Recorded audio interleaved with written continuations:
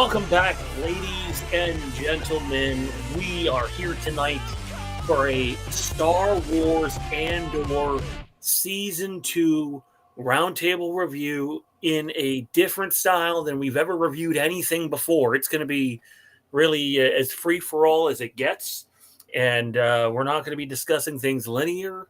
We got two great guests on tonight that if you've been watching this channel through one of a few incarnations, more on that too, that you'll see some familiar faces tonight, and we're just going to pick a topic at a time, go around the round table a few times, and we'll see the 15 or 20 topics we get to about Andor Season 2. Without further ado, though, couldn't be here without the two of these guys. Wouldn't be doing what we are planning to do here very shortly without the two of these guys. First up, he is the man behind Bros Before Pros over on Twitch, although maybe it should be Hose. I'm still inclined to believe that one, but it's probably taken. It's Johnny B. What's going on, buddy? Much more likely against TOS. Not a lot. That too. I mean, not a lot is going on. I'm just finishing out a ball game. I started before the show and just popped a donger. Now, you don't play on easy anymore. You're not winning like every game 27-0, right? Because I remember that was a thing with you back in the day. No. You would have football scores out there for all your baseball games. No, actually, those were just, I was that good for a while. Were you? I seem to recall you not being able to hit a knuckleball very well. That's because it's a fucking knuckleball, okay? Also joining us, he's known around here, and we just finished, I guess this would be week 6 of Andor content, with a Rogue One watch party tomorrow night, and then a New Hope watch party the following Tuesdays. Randy, what's going on, man? Not a whole lot. Just it's been really busy for the past, I should say, 3 or 4 work days where I've just put in a lot of hours, and so this is that relief. This is that escape from the monotony of having to work. So I've been looking forward to this. Me too. Sorry, multitasking as best as I can during these times. All right. So there's going to be some eye rolling here. Justifiably so. But if I can be afforded a few minutes to walk us through this, and given how close we are to the 10-year anniversary date, I want to give a shout out to where it all started too. Look, without the Star Wars Wastelands podcast that Johnny, myself, our friend Mondo started, there would have been no Fandom Empire or no, Haddonfield and Beyond, as short as that lasted, or in this case, FandomNation, which is really just a surrogate name to Fandom Empire and a switch of the last name. None of this exists at all without Star Wars Wastelands, without Channel 1138 providing us a platform to do this on, because we were not the type of people who went straight to YouTube. We took about half a decade to get our butts over to YouTube. So we finally did it, though, and I think it deserves some recognition for sure, because without, all those learning experiences, we wouldn't be here. And frankly, if it wasn't for some learning experiences over the last couple of months, I'm not sure we would be here making this announcement right now. But we are. So Johnny, Randy, and I put our heads together. I did some research on the ever-changing YouTube algorithm. Our numbers are okay. We did a pre-produced video 2 weeks ago. I think I did one. Something like that. On the Production Weekly magazine, and, seen over 2,000 views and lots of engagement, and made a bit of money off of it. And we want to get back to doing more pre-produced content, not just me on it, but it's going to be, things are going to be more organized around here. The chaos will always be there, but it'll be more of a controlled chaos. And I believe the current plan is for me to take my hosting hat off on our live show and hand it over to that guy right there. I will still be here each and every week because if you need someone to fill you in on Halloween or horror, it's probably not going to be Johnny. So, look, we sat down. The content is still very much being discussed by the three of us in terms of how we're going to do things. We certainly have some categories that we're going to be doing. Just started working on a new video intro. Graphics have been coming in over the last 4 or 5 days. It probably took us really from the time I started writing down names to the time we finally got a name.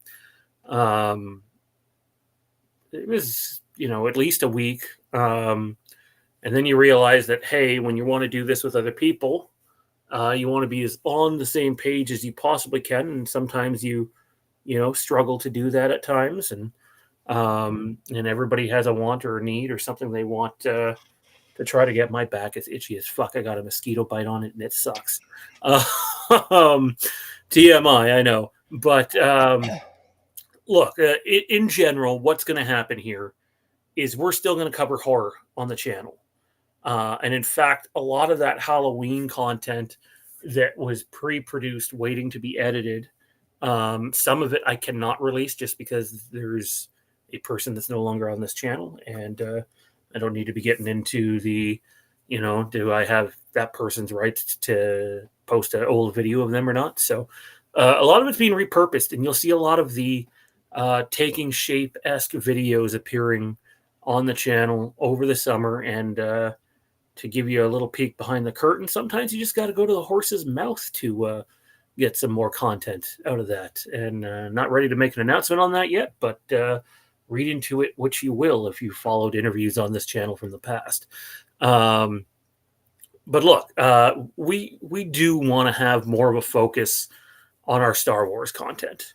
When we're talking about what this channel looks like a year from now, in addition to the new name that we were about to drop, we're talking about, a channel that will maybe briefly touch on the Game of Thrones stuff that's coming, but we have another channel for that. But it's going to be very horror based. There's a Fear Street movie that comes out tomorrow night. And even though, we won't have gone through the rebranding and done everything we need to do, I don't think I'll get a chance to watch it tomorrow night because we are doing our Rogue One watch party.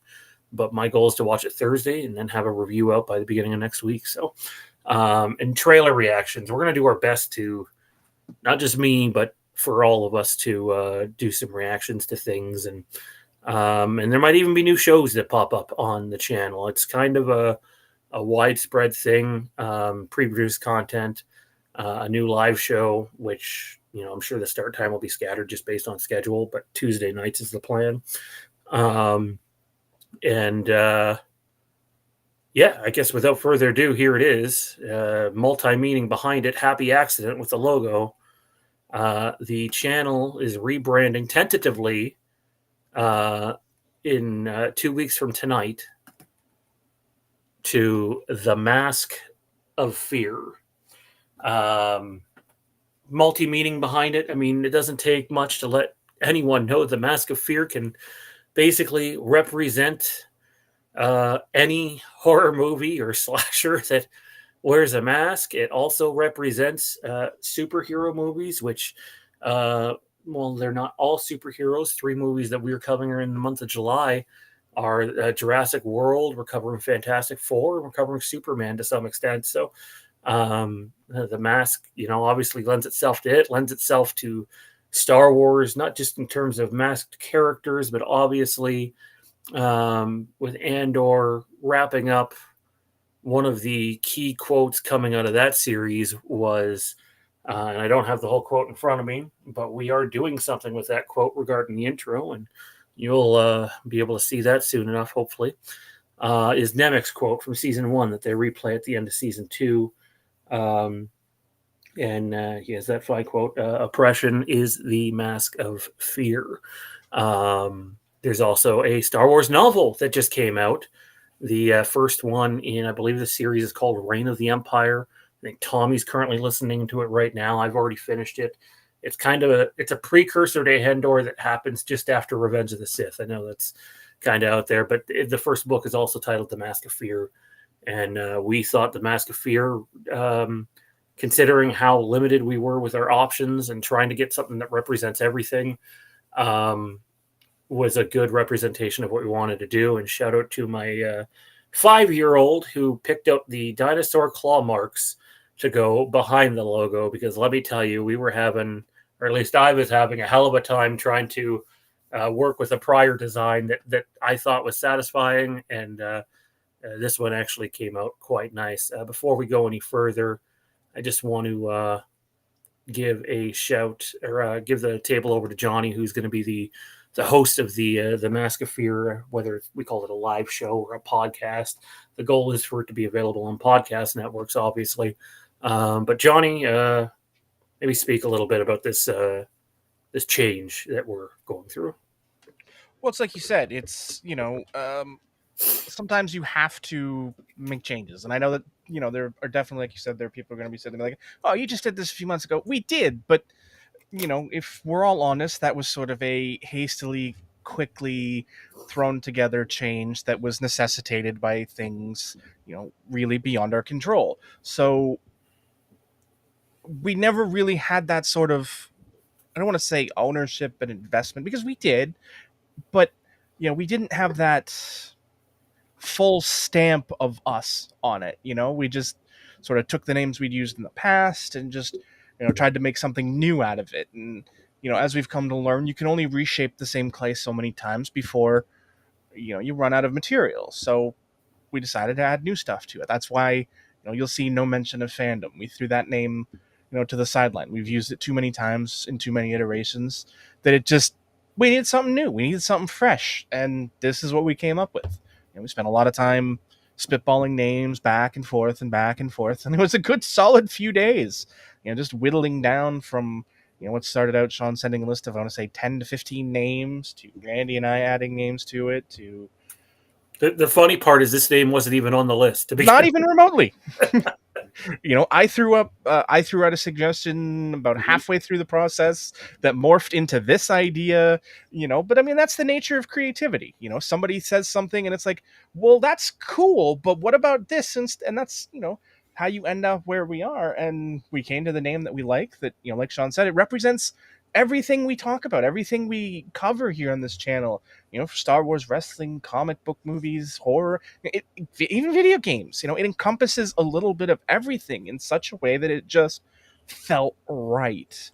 And going back and forth with the logo, this is probably like the 10th different logo design you sent to us over the course of the week. Then it just, it hit.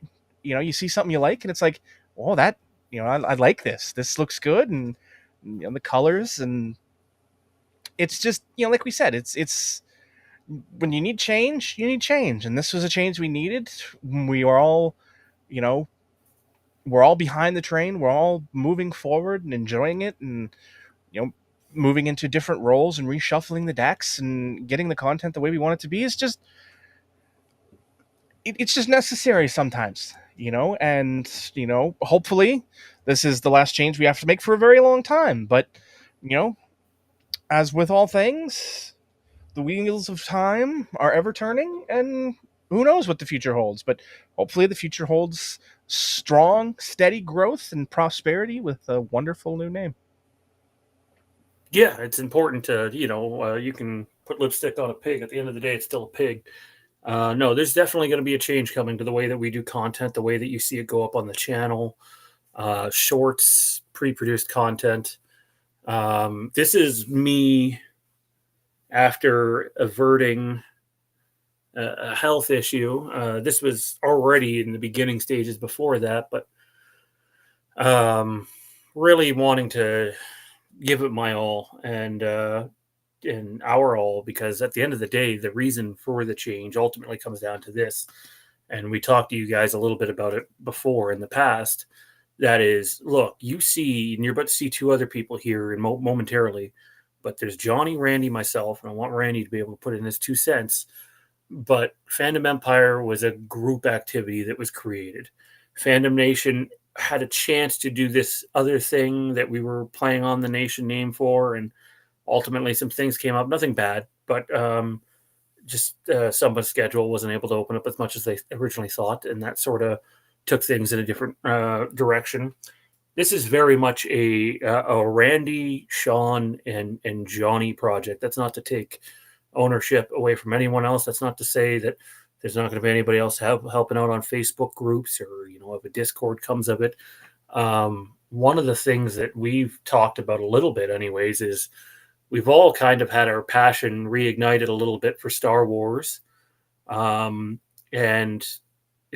to give one of the fellas who's joining us soon some credit is I know the show's not on a lot anymore, but a show Johnny and I know very well is IPC.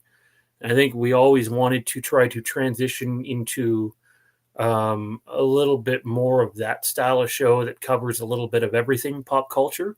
And so we will still do horror and Halloween because I have a passion for that. And hopefully we have news on that. We're definitely doing Crystal Lake, which there's a ton of stuff on, including now some filming dates and locations that I hope that I can put something out for in the next week or so.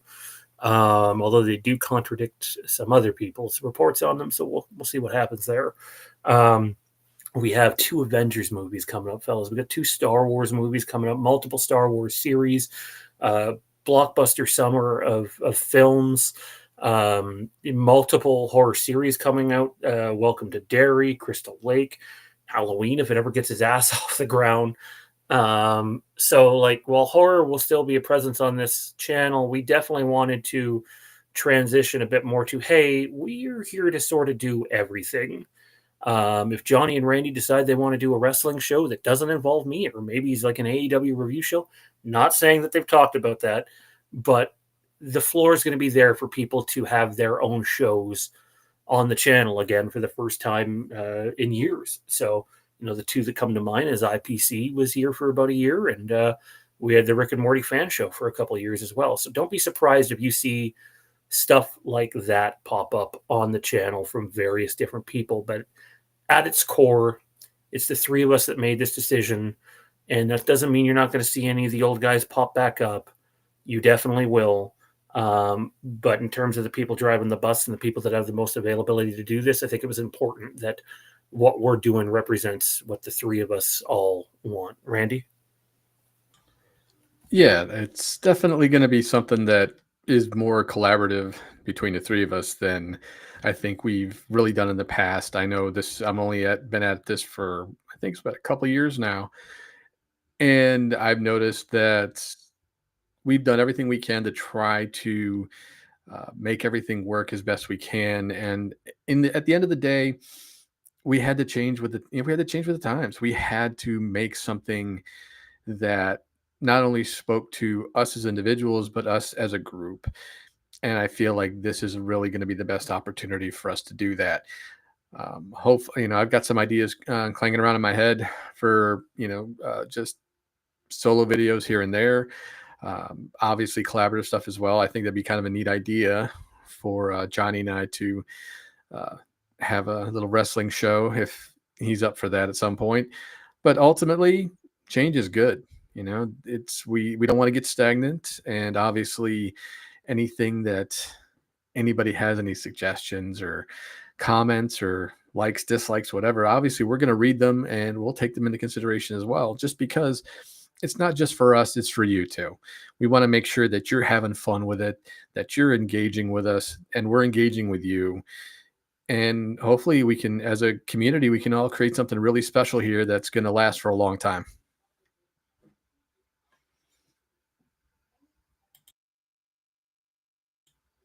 Did you mute yourself? Feeling so confident about my ability to not have that happen.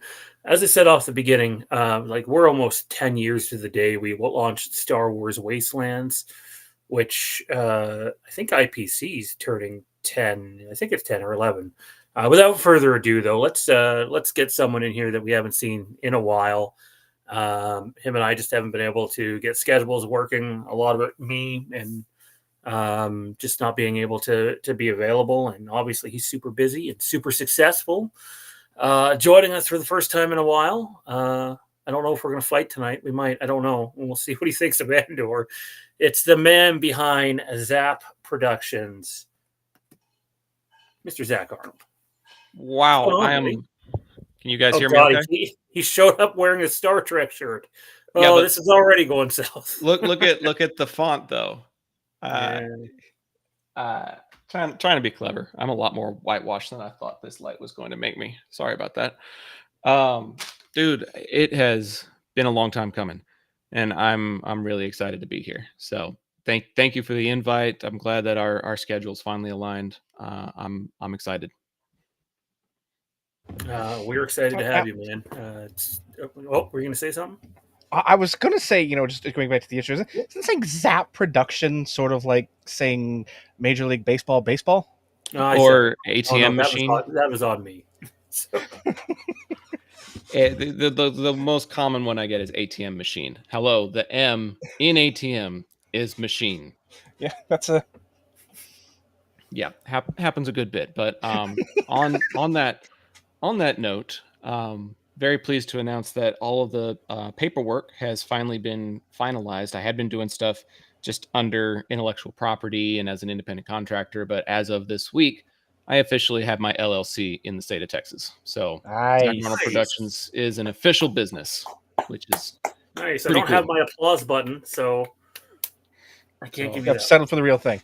I'm pretty stoked about that. So yeah. Also joining us, contrary to popular belief in the chat over the last several months, who seem to think we've had a falling out, but despite us keeping contact on a weekly basis, the hater of all things probably thinks Andor shit. Wait, I'm already here. TOMMI B, what's going on, buddy? I think your attitude is shit. I don't think you know what you're talking Well, I know I some people that would mean, agree with you. about. Man. do we really want to go there?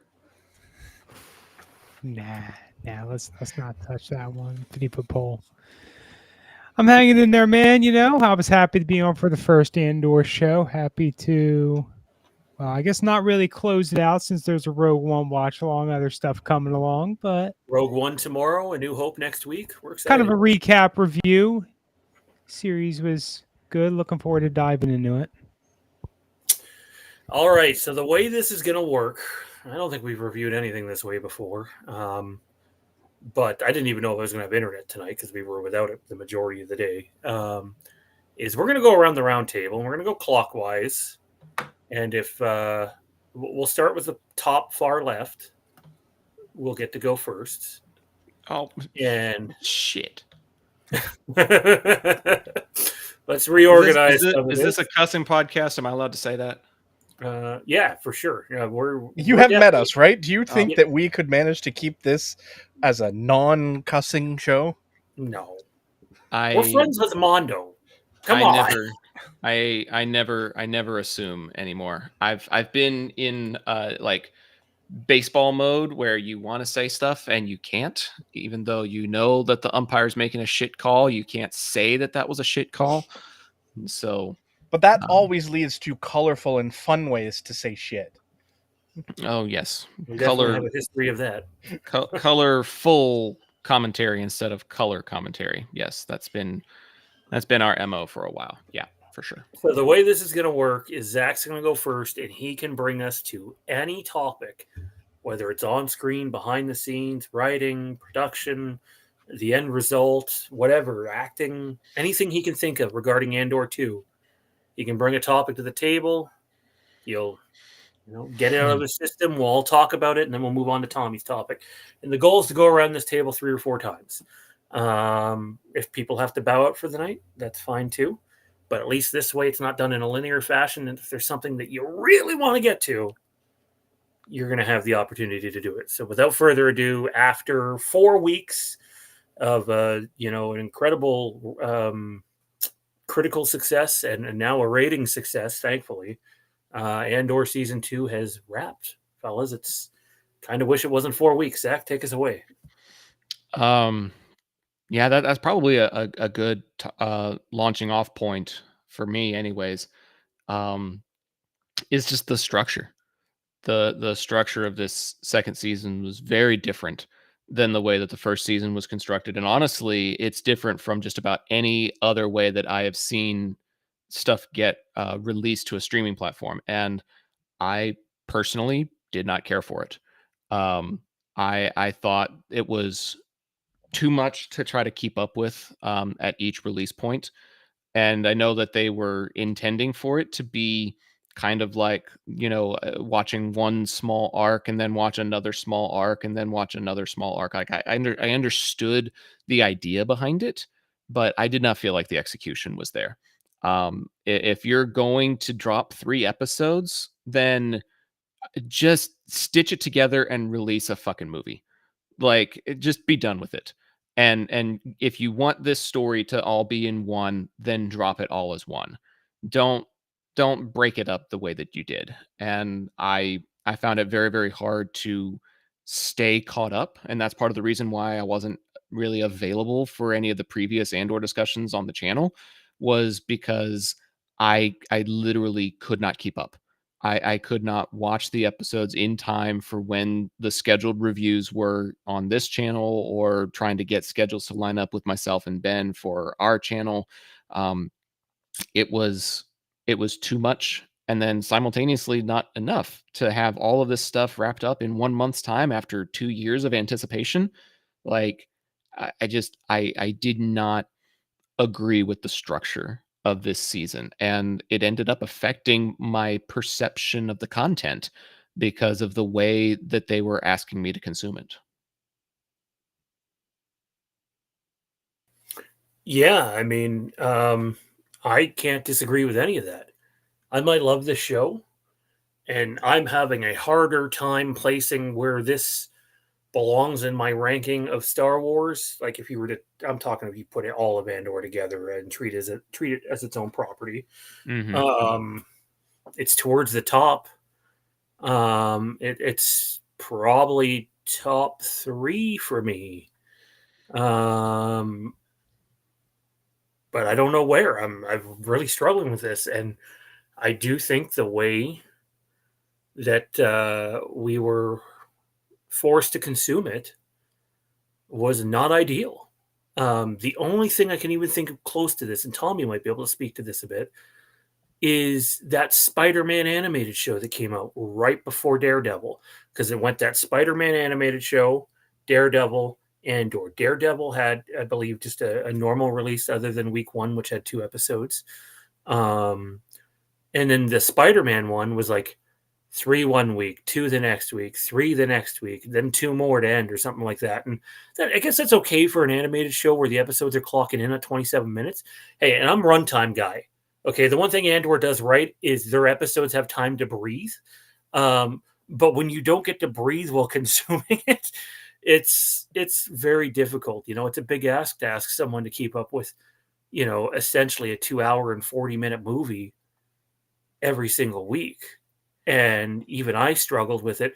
I know Johnny and Randy struggled with it. Randy was basically watching stuff at work to keep up with our reviews, which, like, don't get me wrong, if you have the ability to do that, all the power to you. But I firmly believe this show, from what I've gathered, and I've only seen season 1 once, I've watched a bunch of reactions to it, so it's really, I've seen it more than once, but it feels like Game of Thrones. It feels like this is not the show you're supposed to be winding your night down half asleep to, and doing your paperwork for the next day at work, or even having to watch it at work. And I think the release date, or the release structure of the show, spoke for a lack of confidence in the show, which is too bad, because the one time they didn't think they were going to do anything, they did something. Tommy, can you speak at all to the release structure? Because obviously it also limited you and your ability to come on here and talk about it. Yeah, man. So you really hit that ball out of the park. The only thing could be compared to is that Spider-Man release schedule, which was not consistent, unlike this show, which did have a little bit more consistency to it. Yeah, I was able to be on for that first show. That kicked my ass to doing that, to tell you. But I had a few lucky weeks, and I ended up catching up generally all at once when I watch them. Is that ideal? No, absolutely not. I got lucky to do that. I totally hear what Zach is saying, that these all should have been kind of stitched together as like a movie for a release if you really want to release this much at once. But I have to throw in there that I really did enjoy being able to consume a big chunk of Star Wars in one go, week to week to week to week. I'm not a big movie guy. I'll watch good movies when they interest me, but I'm more, show myself.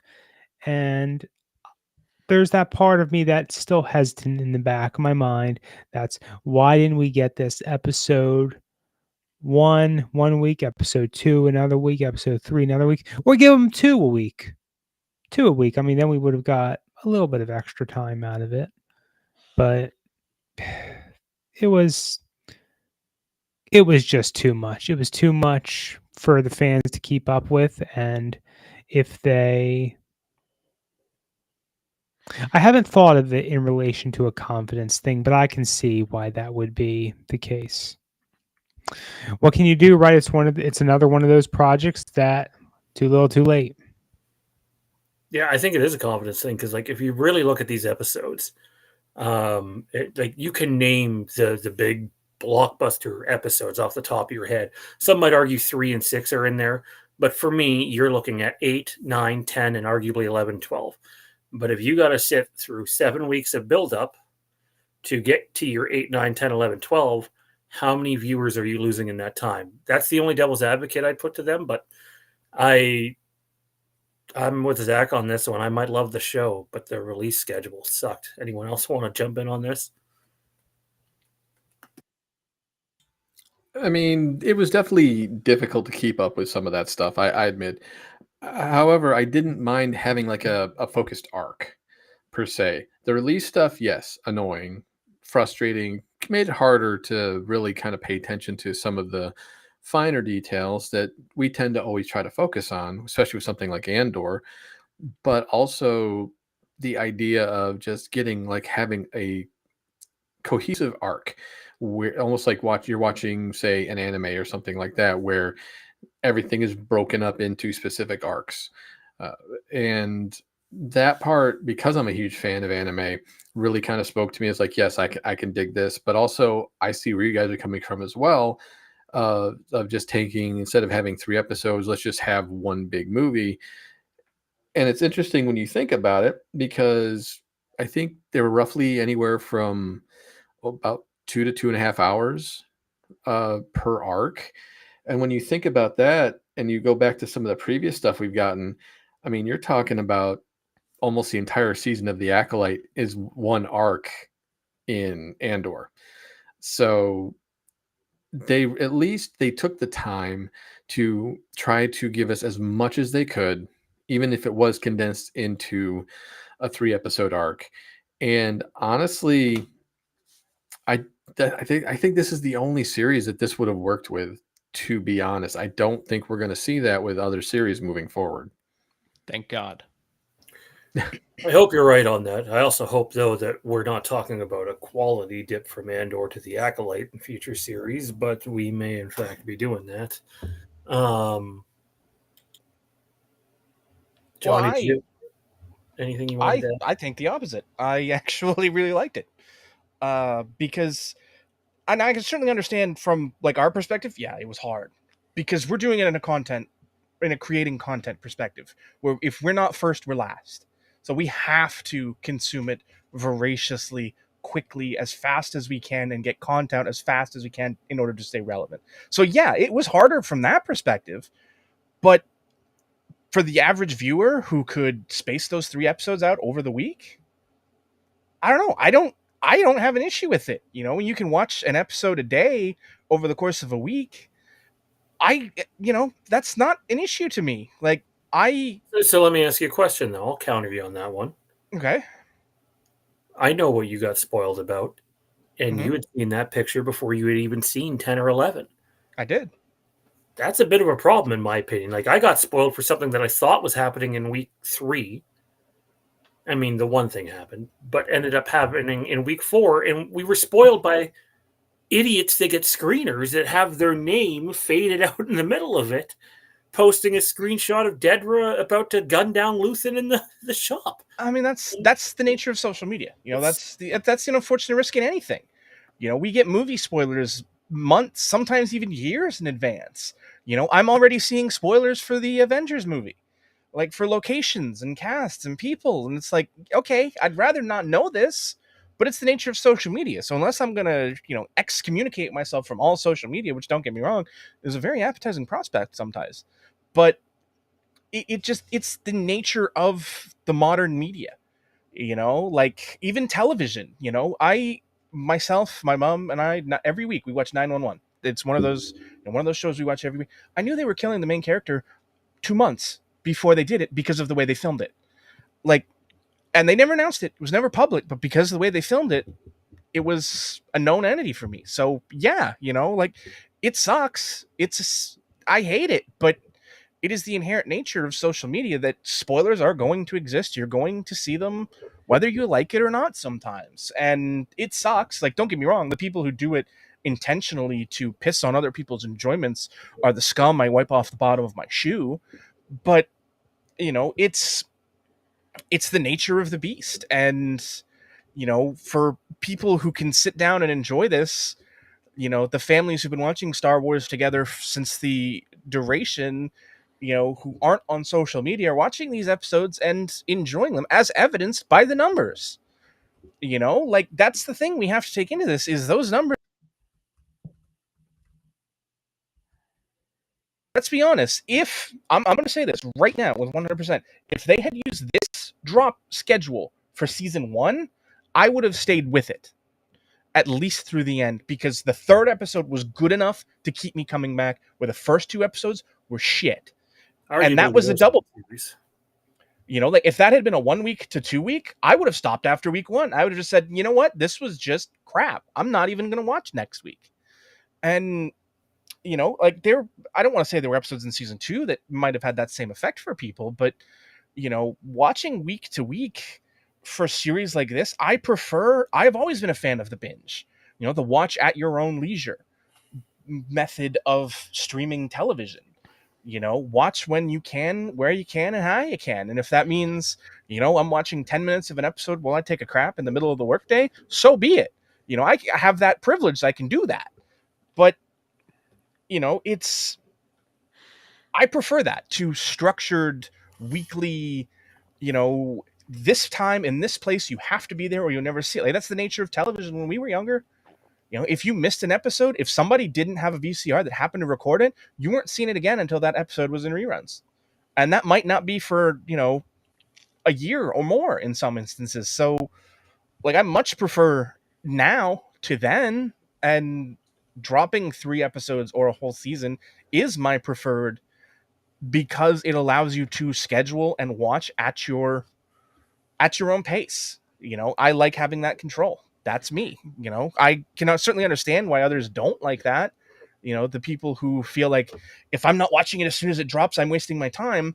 I understand that. Yeah, it sucks having 3 episodes. And I agree with that as someone who was doing the content, but I'm certainly glad we weren't doing immediate reactions to it like we did when Obi-Wan came out and we were staying up until 4 or 5 o'clock in the morning. We'll be doing that one again. The episodes are, because the episodes are coming out at 3 a.m.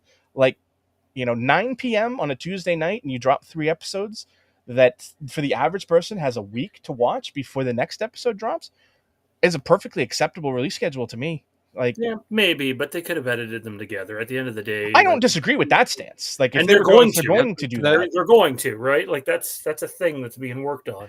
That I think that was more along the lines of the case I was originally making, Johnny. I don't disagree with anything you're saying. I think for the average viewer to have a week to consume the media is definitely not the issue at hand. Now, I certainly think that, some sort of, as a streaming entity, there's no reason you can't have almost a fast view option where it'll hold all the credits till the end. and cut out the previously ons and and that sort of stuff from every episode, so that you don't have to do that if you're watching 3 episodes back to back to back. Like, why they don't have something like that? I mean, let's be honest, Disney did it, sort of. They had the Disney fast lane on DVD structures like 20 plus years ago, where you could skip the trailers and stuff and go right to the movie. Like, it's not something necessarily new. The credits aren't changing outside of cast, and for the most part, in a series like this, the cast is still credited. The main cast is credited in every episode, whether they appear or not. So, you're not really missing much of anything if you truncate the one version of the credits for the end. Like, just make a universal credit that credits everyone from a 3-block episode or something. It's probably cheaper. You're asking Disney to do this. So. But it's probably cheaper. Do you know what you just described, Johnny? Smart intelligence. A movie. Oh, yeah, maybe I did. But a single block of credits for all the content that got released at once? No, you're absolutely. Damn it, that's what I fucking said off the top. You're right, but make it a fucking movie and do one thing of credits. That's what I said. In the format I'm saying, it still allows them to, have the limited view on ABC, or Disney down the road, or actually have it on network television and already have the episodes properly formatted for that. Well, this feels like a fitting time to do this. TOMMI B, I know it's your turn to bring up a topic, but just for old time's sake, there's a super chat, so I guess you'll have to go fuck yourself. Wow. Jerry says Cyril has devoted so much of his time to hunting Cassian, whether it was to get validation from his superiors. Everything Cyril was as a person was riding on this, only for Andor to tear him down with "Who are you?" He died twice. Who wants to tackle this first? It's very Valjean and Javert. It to me, it's not I heard surprising. Tony Gilroy give that exact same comparison, by the way. Yeah, I mean, to me, I certainly understand it, because I don't ever recall them ever laying eyes on each other in physical person prior to that moment. They did. In exchanging names? Well, Cassian hogties him. Season 1. He points the gun at him from behind, but I don't think they square up on each other face to face, do they? Yeah. You'd have to go back and watch the scene. Even if they did, it was a brief encounter where they certainly didn't exchange pleasantries and names. He snuck up on him from behind. Cyril was looking out at the courtyard, and they came up to him from within the building and pointed the gun at his head. I don't think he ever saw their faces. I mean, even if he did, wasn't Cyril sort of undercover at that point? Like, wasn't he dressed down out of uniform?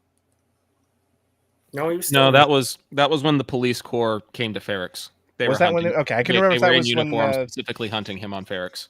Okay, but like even then, he's probably done that to so many people that it's sort of a who are you again? Oh, it's devastating. It's people. Like, one of the interesting things about showing Cyril's background, and I don't know how often he's going to come up tonight, but is like it's a character who, at his core, probably is not that bad of a person. Clearly had a mother who put him down at every possible chance that she could get. And, if you're someone who's lived through that, I obviously feel for you. And then to have this weird stalkerish relationship with Dedra, which is one of the more that's a whole other kettle of relationships fish. you will Boy, that was true love. This is coming from someone who loves Game of Thrones. Yeah, like to hear those words, "Who are you?" Like, and even in that moment, like, he's done with the Empire and he's done with Dedra, but then of course, as soon as he's out, and he would have died, he's kind of back in, because had it not been for Cassian, none of that stuff would have happened. Well, and to be the dude from Game of Thrones there, Zach, at the dude that takes care of oh my god, I guess it'd be Ned's nephew from his wife's side. Ned Stark's nephew? Yeah, it would be his nephew. Dude, it's been so long since I've seen Game of Thrones. You Uh, can't randomly throw obscure characters at me anymore. Did you know it's been um, 6 nephew years from the- since that Wait, are show you- ended? Wouldn't that be Yeah. Robin? Robin, ended- that's it. Yes, It Robin. it ended 6 years ago. I have lived a lot of life in the last 6 years. So it's the guy that like takes care of him, who literally pinpoints. He's Cyril's boss in season 1, and is like nailing what happened with Andor and his officers to a T, and telling him, "Let it go. You know, it is what it is. It's done. Let it go." And he doesn't, and here we are. Well, I think it's really interesting too that Cyril didn't encounter his quarry until after everything else was revealed. And I think in season 1, he's very timid, he's very reserved, he's leaning on the system to help him get the justice that he's looking for. And it doesn't go well for him. He gets held up, he loses people, he loses his job, his reputation, everything. And over the course of his entire character arc, he tries to lean further into the system, and the system continues to let him down. And by the time he is finally fed up with the system and what it has not done for him, and all of the lies and deceptions that have been going on around him and through him and because of him in some cases, it's only after he goes through all of that over the course of several years that he finally encounters the person that started all of this. And he doesn't have the system to lean on. He doesn't have officers backing him up the way he did in season 1. It's just mano a mano. And there's a lot more rage that's been built up because of that. There's a lot more passion that's been pent up because of that. And I loved seeing him basically untethered in that sequence, where he's not waiting on backup. He's not waiting on the Empire to deliver its justice. He is just a man on a mission. And that's why I say that it goes very Javert and Valjean, because in Les Miserables, Javert goes through the exact same thing. He keeps going through the justice system to go after his quarry, and then towards the end of the story, he goes kind of rogue. And so the parallels in that are fascinating to observe over the time that we have gotten to observe Cyril's character.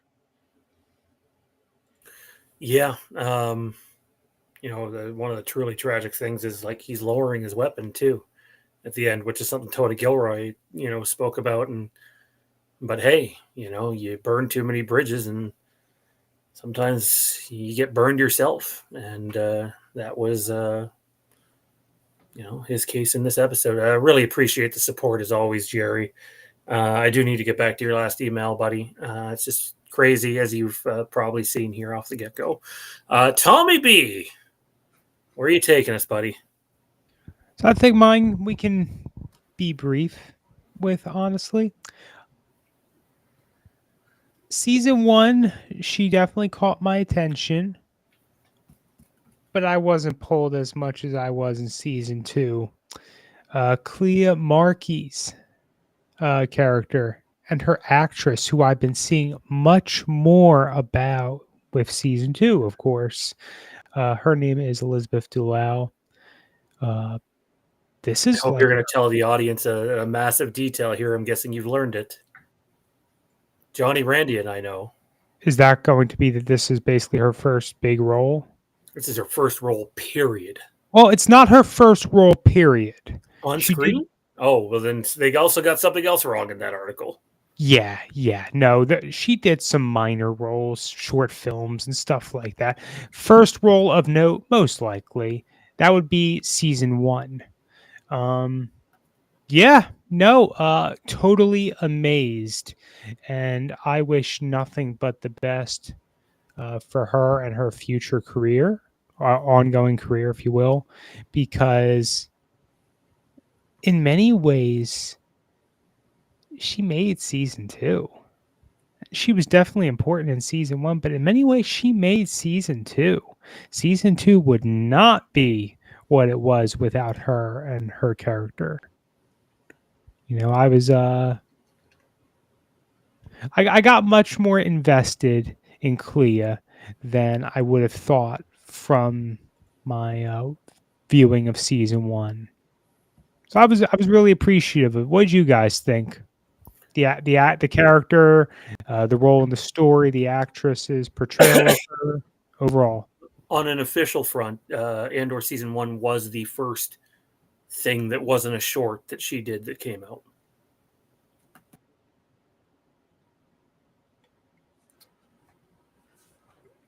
Oh, I guess I'll go. It's It's just so much silence. Chirp, chirp. So yeah, Clea was definitely a really big part of season 2 that really caught my eye for sure. It's like they just like it, you can almost get like Clea Unchained, because she just she took her character to new heights. The growth that the character had. And proven just, I mean, like with that with the episode where she had to infiltrate the hospital, where I was waiting for the Mission Impossible music to start, because that's exactly what she did, like the super secret spy stuff. But also just the range of emotion she showed with the having the flashbacks play and showing like how she met Luthen and how they grew together and her reasoning for wanting to do what she did. And then basically in a way, just not thinking that she deserved salvation of any kind, like just the range she showed of finally kind of letting go and letting hope in at the end of everything. So well done, so well acted, so well written. I've always said it doesn't matter if you're a good actor, it doesn't matter if you're a good script, it doesn't matter if you're a good director. If you don't have at least 2 of the 3, if you don't have good writing and a good director, any you could probably help with any actor, but if you only have 1 of the 3, you can only do so well. And because we had such great writing, such great directors, and the acting was superb, it really came across as definitely one of the standout characters for season 2. The growth was so well done, and I really hope that I'm assuming it's going to be more books and comics and things like that we'll see the character again, but I hope it's not the last we get to see an on-screen presence of Clea. I hope not either. Like, I thought for sure they were going to remove more people from the board with this show being so close to Rogue One and A New Hope. And, there's some really notable people you could do something with, whether you do it, the timeline that makes sense to me. And I don't think Tony Gilroy would do anything more than be an advisor. We talked about this last week, but there's a story to tell between A New Hope and Empire. It's not like they just up and leave to Hoth. Another, tragic part of this is, remember, Leia comes back to Yavin via Han, Luke, and Chewie, and lesser, I guess, Obi-Wan too. And they figure out where the rebel base is because they track them. So all that work, despite that they did blow up the Death Star, and all of a sudden they're without a base again, just meeting in different places in space like we see at the end of Empire. So I think there's a story to tell there for sure. And it's obviously not now, maybe not ever, maybe in literature. I don't know. But I loved her character and could not have asked more from her. She just continuously got better as the series went on. While we've been discussing this, I depthed into Elizabeth Delau's IMDb page, and Andor was actually the 3rd non-short she had appeared in the year 2022. She'd been in 3 episodes of 2 TV series that had aired earlier in 2022. One was an HBO series, right, Gentlemen Back, and the other one was The Outlaws. Before those guys were. But airing is the important thing, because that's where people know it. That's where people see it, right? Like, that's, they aired first, is what I'm saying. So yeah, she wasn't the first time people got to see her outside of shorts. So no, she was great. Her performance was phenomenal all the way through. You definitely see her come into her own in season 2. In season 1, she's more in the shadows. She's there but not there. She's present but not part of everything. And I think obviously that worked. I think extremely well for her.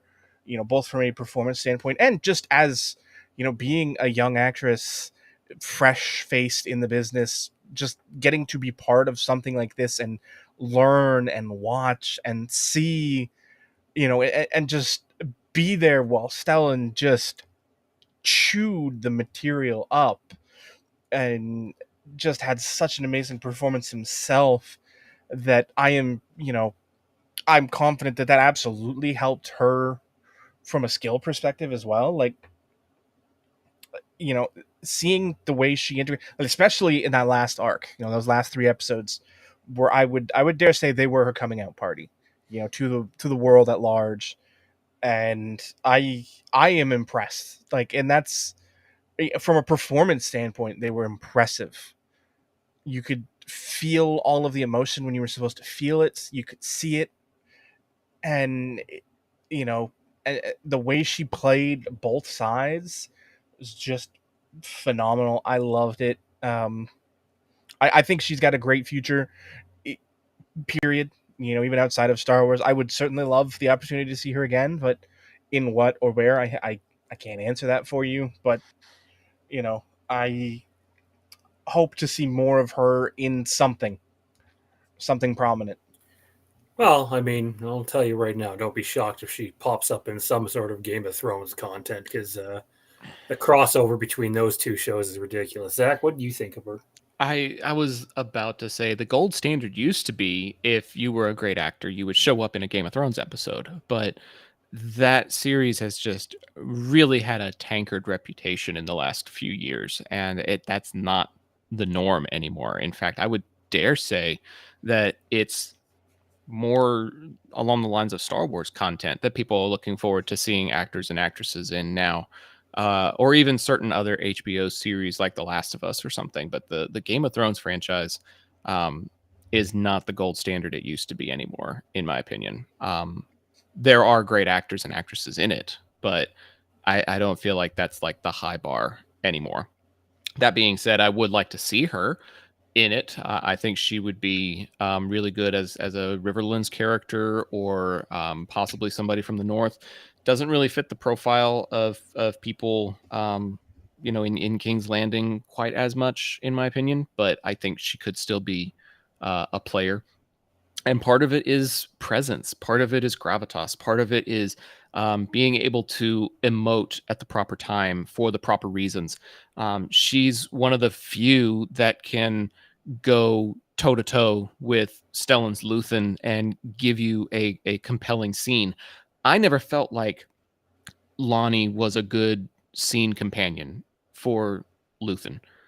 Luthen just dominated all of those conversations. At like all 3 or 4 times that they end up sharing a scene, Luthen just dominates.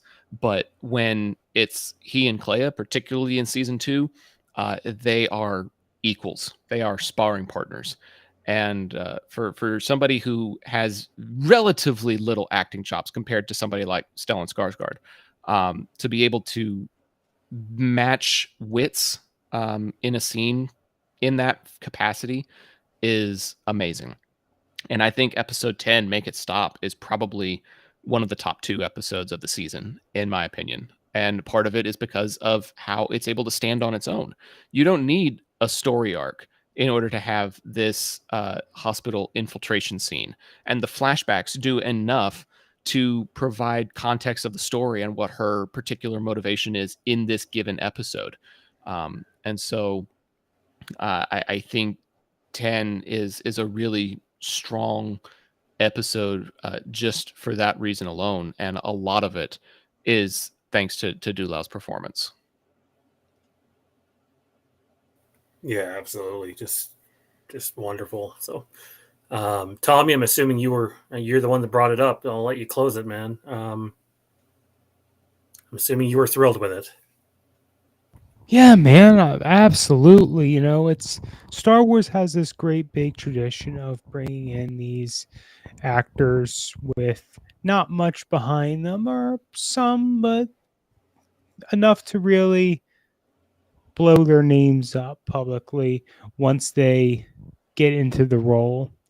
I hope Elizabeth Dulau is just one example of it, and I hope that we continue to go forward and see that tradition continue. I think we would all be in agreement here, right? Yeah. Have you seen some Oh, of the acting absolutely. on the other Star Wars shows? um, yeah, I think we're in agreement on it. Randy, what do you got for us, man? Play us So, off the board. well, and Jerry ended up having us talk about one of the topics I was going to bring up about Cyril. So that kind of shortens my list a little bit, but let's talk about Luthen's descent, like throughout, season 2. We can even talk about season 1, where we could see the desperation setting in with each arc and how more and more aggressive and reckless he was starting to get. And I thought that was done so well, considering what we had with season 1, where he's talking about, fighting for a sunrise he'll never see. And they really doubled down on that in season 2. They really gave us something that you just followed him down that rabbit hole and you felt for him, but you also could, the way Stellan Skarsgård portrayed it, you were just chomping at the bit to just kind of see just how far he was willing to go. And obviously with episode 10, when he knew his time was up and we got to see just what he was willing to do to not only, help the rebellion, but to also protect the rebellion. It's quite the story arc when you look at it, even if you combine season 1 with it. It's quite the story arc for him.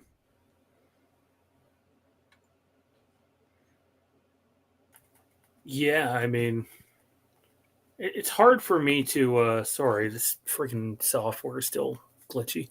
It's hard for me to criticize the desperation, right? Because with no Luthen, there's no Yavin. With no Luthen, there's no rebellion. And with no Luthen, Mon Mothma's dead. So, well, you might not have, agreed with all of his methods. Without Luthen, there's no rebellion. The Death Star doesn't get blown up. That's where you are, right? Like, he's, almost supposed to be like this Shakespearean tale. It's, he's not gonna. The second that he gave that monologue to Lonnie, actually, in season 1 about the, I sacrifice everything for a sunset or a sunrise I'll never see. There was no chance he was ever making it out of there. And he was the guy that had the guts to do the things no one else would do. Even Cassian wasn't in full agreement or any agreement at times.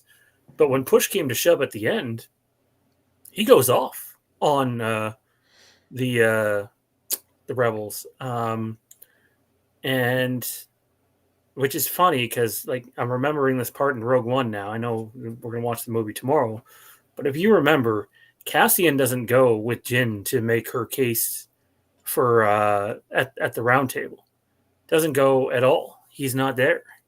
She leaves there, and it's I think Baze tells her that there are some people that want to help, and that's when Cass walks up, and he says to her, "They were never going to listen to you," because he's already been there in that spot days prior. So, like, that's incredible writing. But it's a tragic tale, but someone had to be the sacrifice. I'm sure Obi-Wan Kenobi didn't wake up the morning they go to the Death Star thinking, today's it. Today's going to be the final day. But, what's Luthen say when Cass goes to rescue Mon Mothma? I think he says something along the lines of, or Cassian's like, you haven't burned all your bridges yet. And Luthen's like, we'll take care of that today. And sure enough, he does, because we find out that they've been on him for the last year.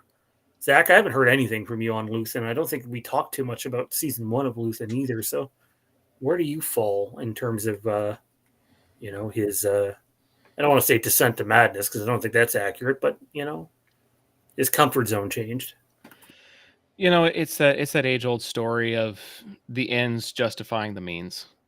He always used that claim. Everything from his using Mon Mothma as the front person and the financier for everything that he's doing to creating these logical fallacies in other people's heads, which is what he does to people like Cassian in season 1. He's a great debater. He's a great arguer. He's a great manipulator. And he was able to pull all the right strings to get what he wanted, to get what he felt like the galaxy needed. And I wish that we had had a little bit more than just some backstory between he and Clea in that one episode. I think learning about what it was exactly that broke him and made him a defector would have been a great addition to his depth and his backstory. But sadly, that's that they just kept focusing on moving forward and the future. And what we got was still really, really fun and really, really solid.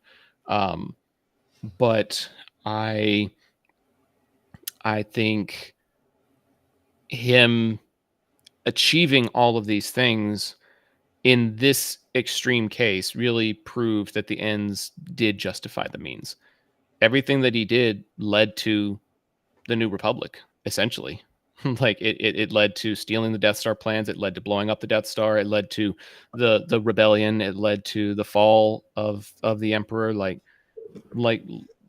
Cassian said, like Sean said, if we don't have him doing those things, then we don't have the bigger picture of the rebellion that we see today. And that's just good storytelling. And that's what I love about Rogue One is A New Hope is fine on its own. A New Hope is a solid movie that, you don't need to build this entire galaxy around if you don't want to.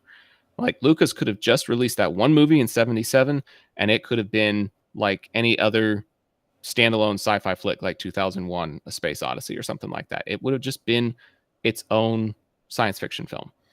But to be able to create a character like Luthen who enhances the story that's already been made is truly an achievement. So I liked his character.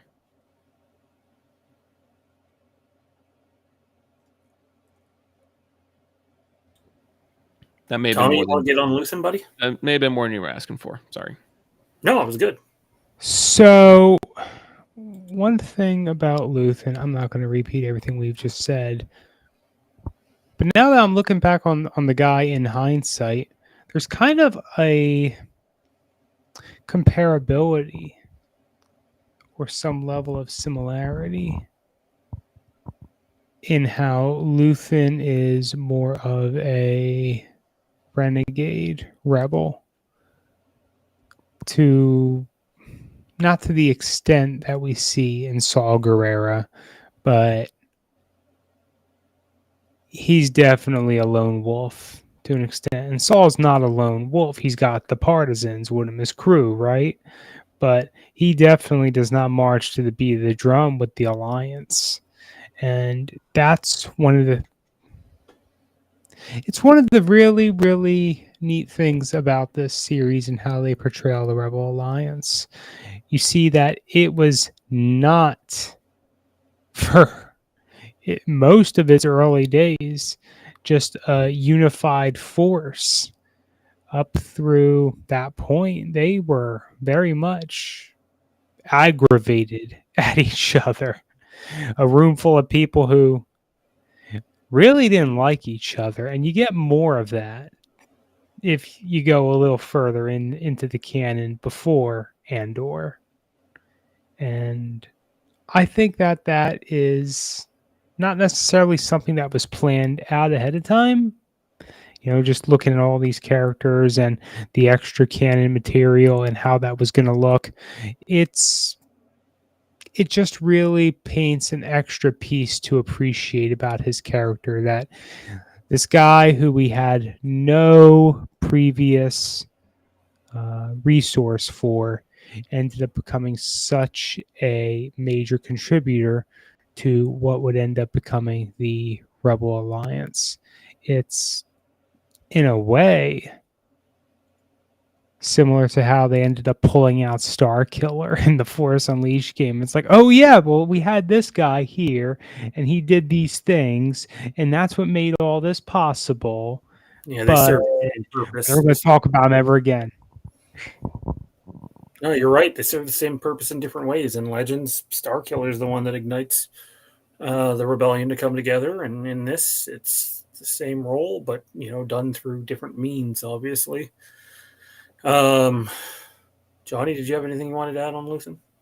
Well, I mean, I don't think there's really necessarily anything to add. You guys have kind of covered everything that needs to be said about him.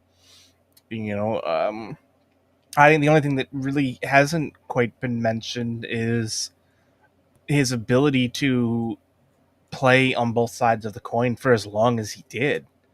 I mean, he operated under the Empire's nose on Coruscant for, nearly a decade. In fact, probably over a decade, because we don't know quite how long he'd been there.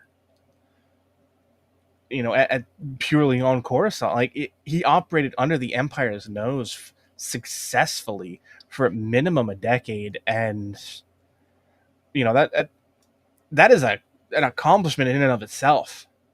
That it took at minimum 9 years for them to finally be like, wait a minute, hold on, something's not right here.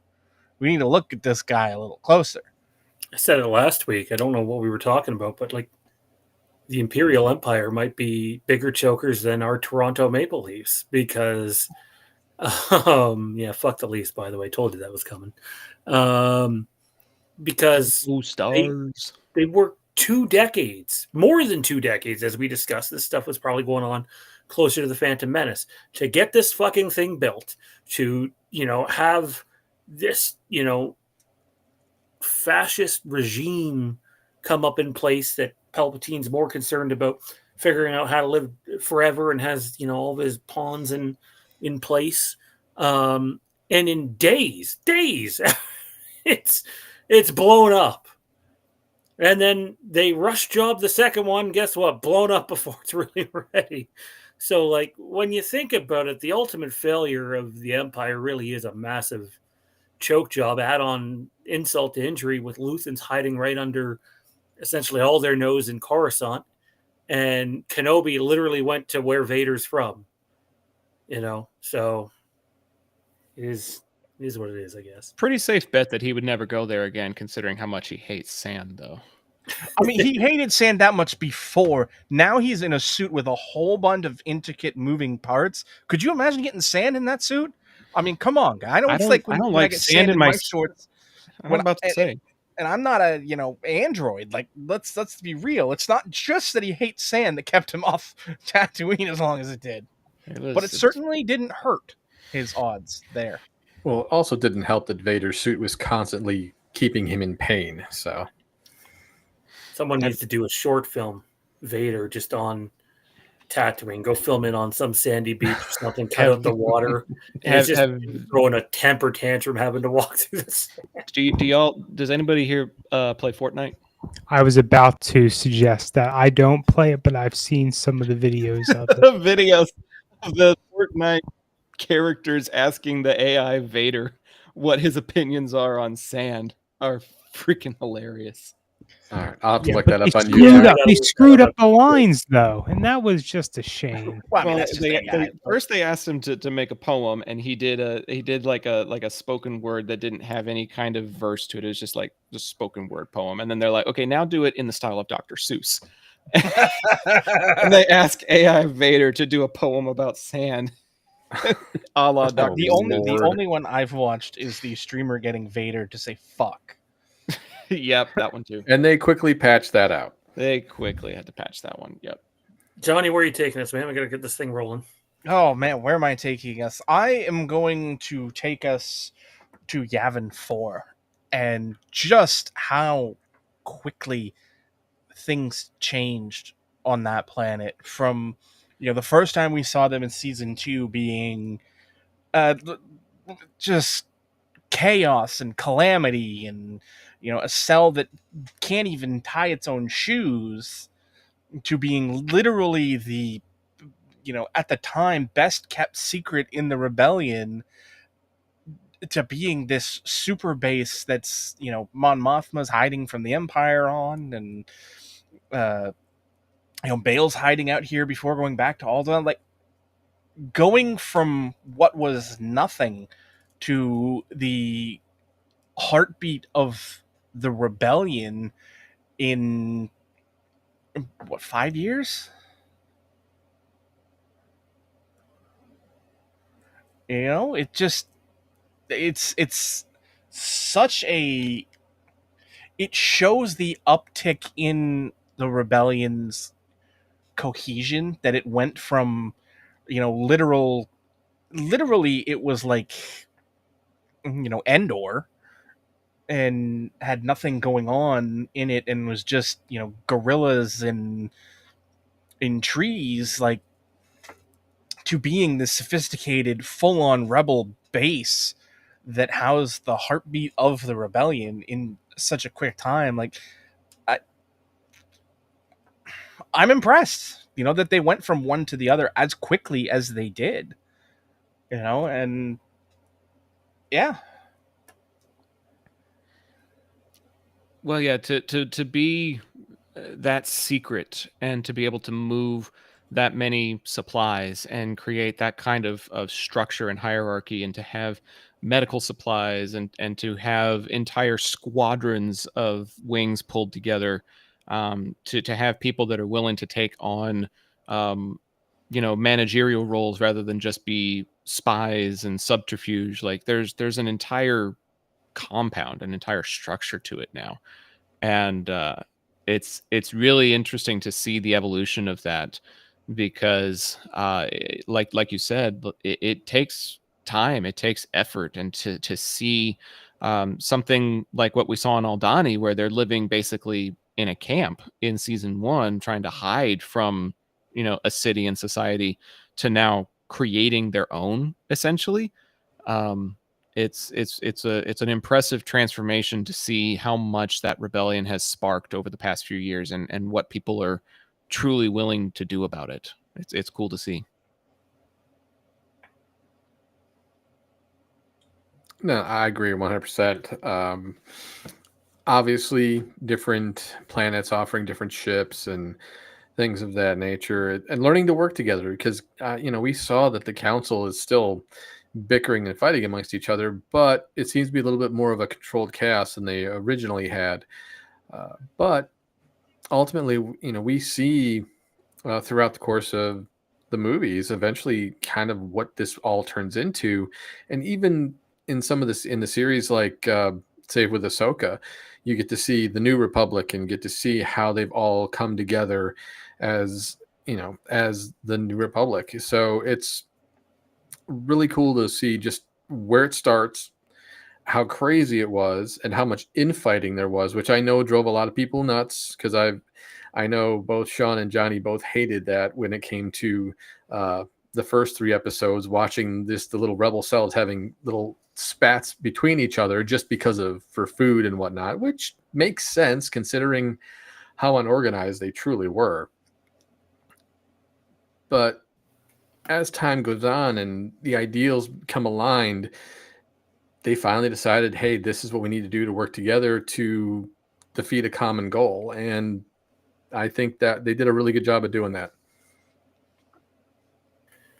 Yeah, I could do without that whole first Yavin arc, and They played rock, paper, scissors, death. What are we doing here? yeah, I mean Tony Gilroy actually, and I have listened to an unhealthy amount of Tony Gilroy since I finished watching this show. I'm just going to be honest.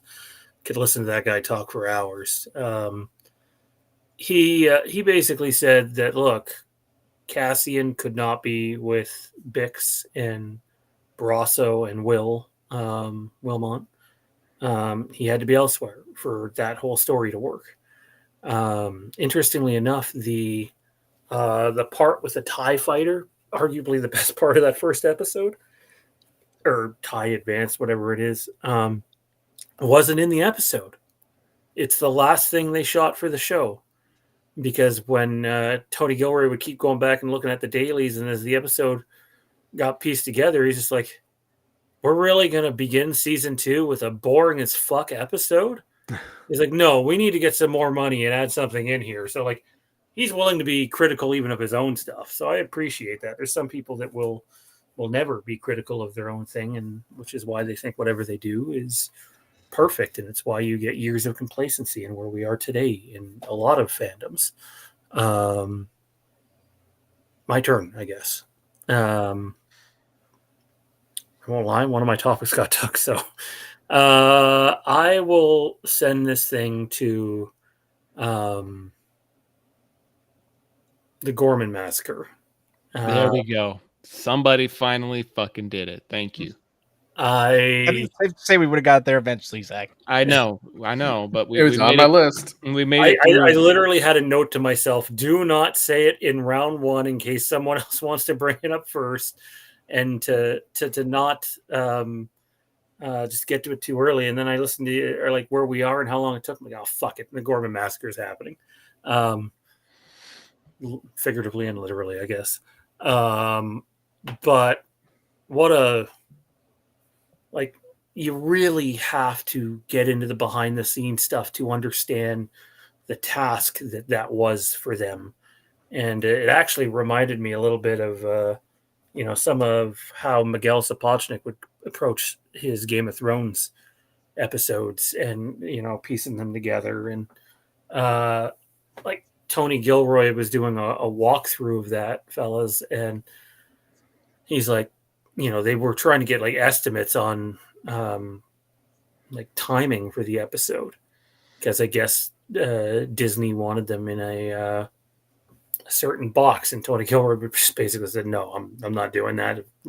I'm doing it my way."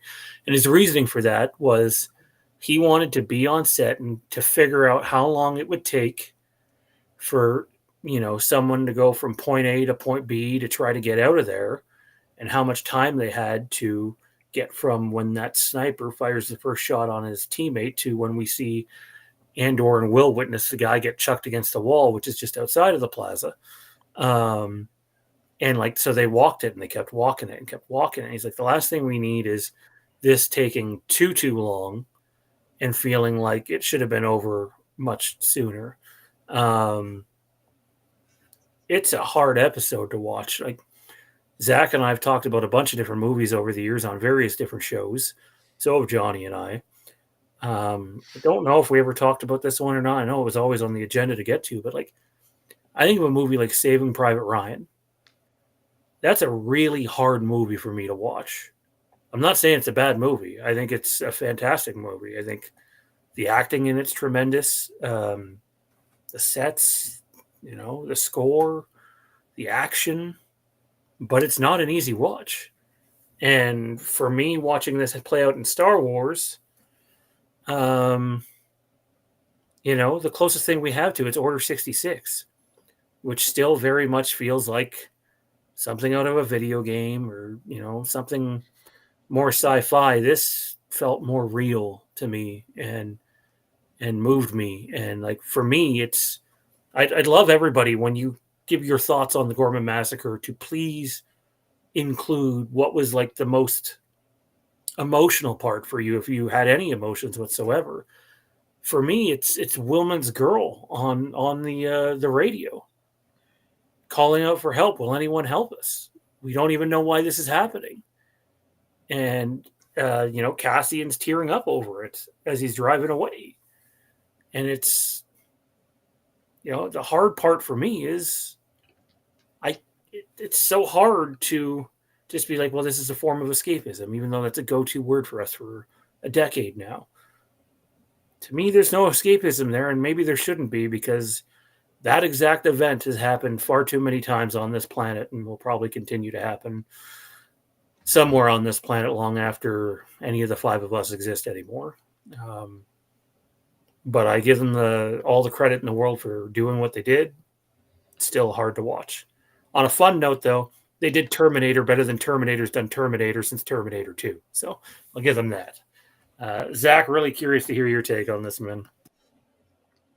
Um, you covered a lot of it, and I'm glad it's being covered because, um, I think one of the thoughts that I had when initially watching it was, oh my god, this doesn't feel like Star Wars, and that's a good thing. I don't think it's supposed to. I think it's meant to be a reflection of things that have been experienced as a way of bringing people into the fold of the reality that we're facing.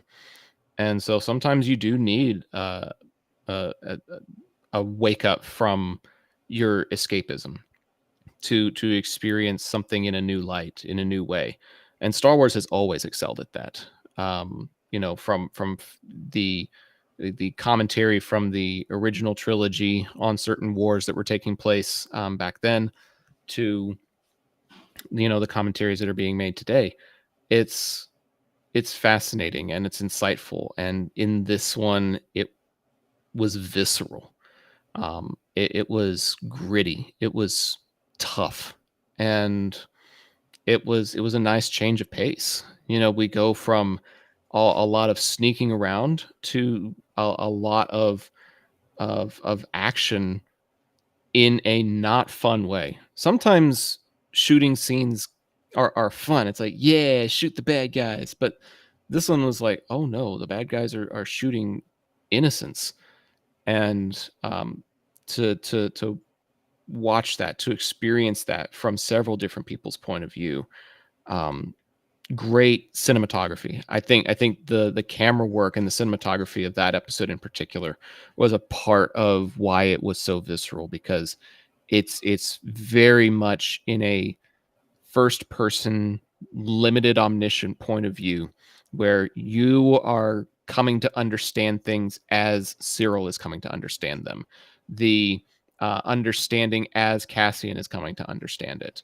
And so to experience those things with them is another one of those elements that makes this episode and this experience what it is. I loved this whole episode. It was fantastic. I teared up at the end. I didn't, there's no other. I mean, I teared up episodes 8 and 9, to be frank. It's tough. I don't want to go down too slippery of a slope here, but yeah, obviously there's real world elements, whether people are talking about today or another time in life. Sorry, there's a mosquito trying to end my life in here. But it's tough. It's not supposed to be an easy wash. And I know Jerry brought up Cyril earlier, but now that I've mentioned Saving Private Ryan, that whole fight with Cassian reminds me of one of the last fights we see in Saving Private Ryan, one-on-one fight that comes down to a battle for a knife. And we see one of the characters that's been with us all through the movie get the life taken from him. And it's very much in that fashion. So just an incredible job. Kudos to them for doing it properly, though.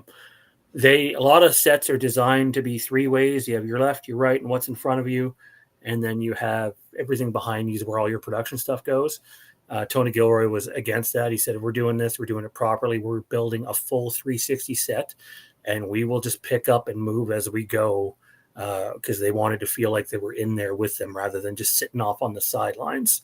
I really appreciate them doing that, because in today's industry, people will avoid 360 sets like the plague. So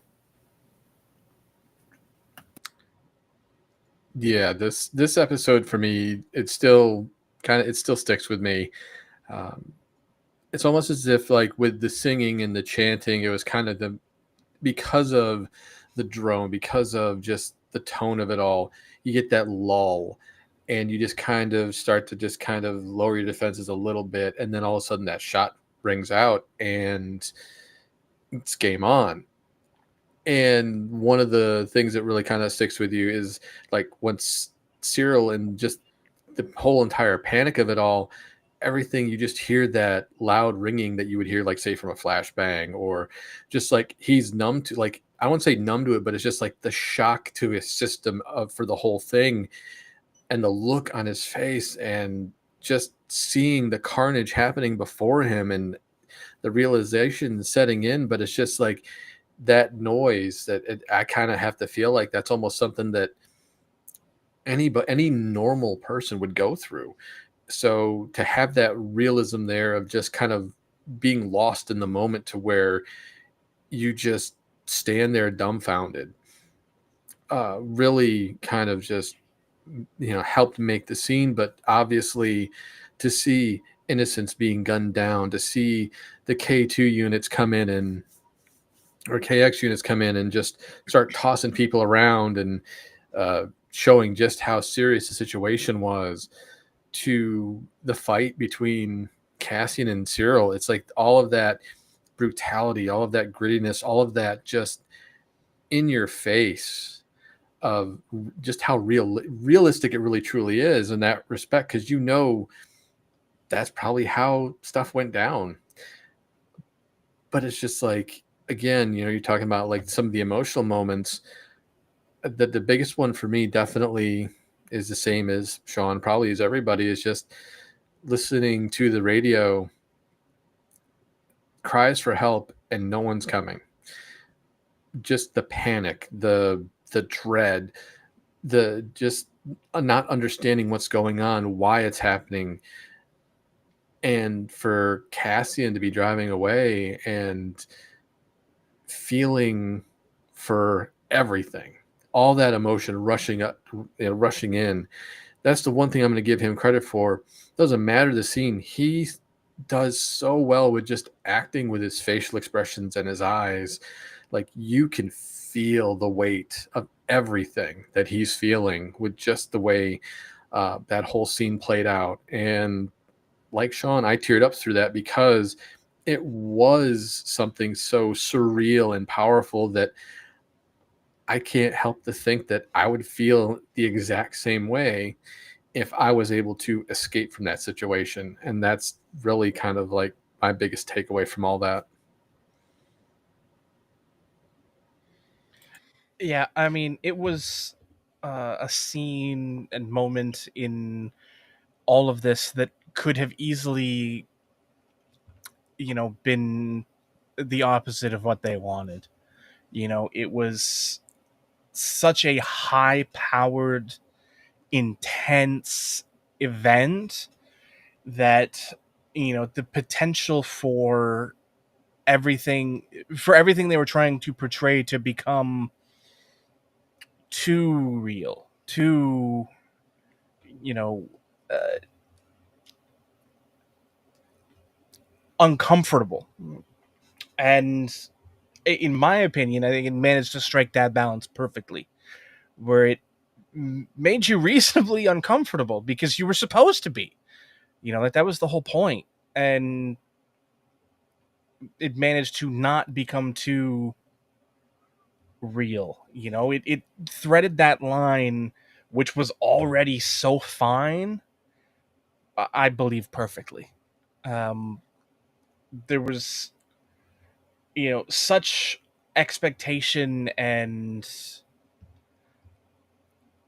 such, built around that moment for as long as it was, that we knew something was going to happen. We didn't know what, because obviously they changed, what the Gorman massacre had been in lore prior to this series, and they didn't take away from anything going on. Like it was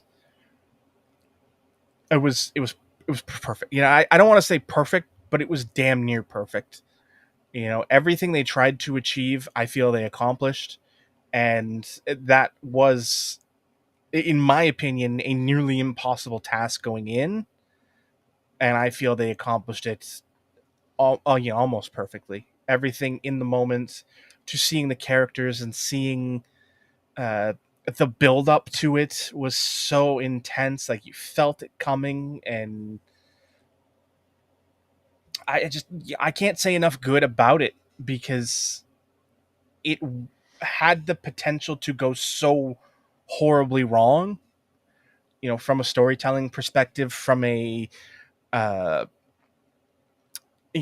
a knockback effect, from people, reacting to it negatively. Like, there was just so much potential for it to go wrong that I feel they managed to escape that so much better than I think any of us could have hoped for.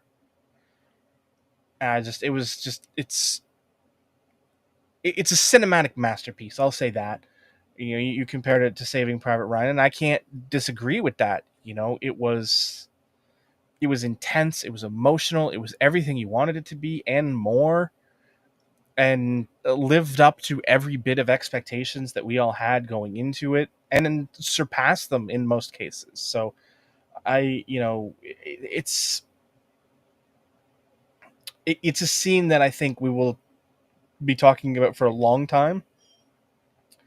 And I cannot say enough good about everything that went into that scene, from the cinematography to the blocking and the actual action that went on within it, to the storytelling that went through it, to the emotion conveyed by people that we otherwise didn't care about.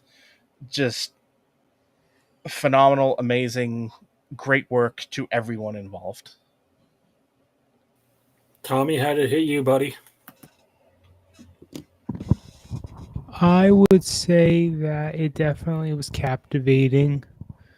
There's definitely some inspiration for the massacre. What struck me in the greatest of way is the apathy. I think I read it on a Reddit post somewhere, might have been Facebook, that if you still think the Imperials are the good guys after watching the Gorman massacre, you essentially need a refreshing of your perspective, or so you've lost all objectivity essentially. If you thought the Imperials were the good guys before it, you were basically there too. Don't be wrong, I get it. The Imperial Empire logo used to be the background of Wastelands. I'm not saying I'd never use it again. Stormtroopers can be cool looking. You got Darth Vader, Kylo Ren. Well, that's First Order, right? But anyway. Yeah. I know what you're saying, though. And it exists, sadly. But, just wow. We'll go around the table one more time. I know some people can't stay for this entire time, so I want to go back to Zach and Tommy. Zach, you first. Feel free to introduce the next topic, and Tommy, you're last, and we'll get you out of here, buddy.